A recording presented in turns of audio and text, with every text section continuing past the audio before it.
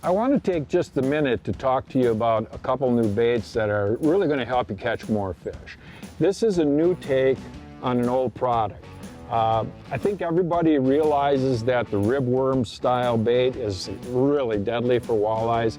The one complaint that especially Corey Springle from The Next Bite had is that most of those types of baits were made with an end here that was too narrow. Many times when you threaded the jig on, it would split the head. So Corey worked with the team at Berkley to basically widen that out and make it a little bit more jig friendly. The other thing that those guys did is they built some tremendous colors here, and they have a lot of different colors. They just, pick up different packs of colors, so it's really kind of cool. This is another bait that was designed just recently, just came out. It's called a Power Switch.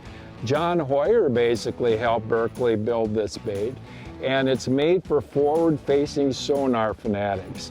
The cool thing about this bait, the thing that I like, is you can actually hover the bait. Let's say you're dropping onto a suspended fish, a suspended walleye. I can hover the bait above the fish and at that fish's level, and hopefully he'll end up reacting to it and biting it right there. But if not, it is a jig inside of a plastic, so you can let it drop to the bottom. The fish many times will follow it down to the bottom and then bite it at that position. So really a cool little bait made to hover over the fish and for forward-facing sonar fanatics.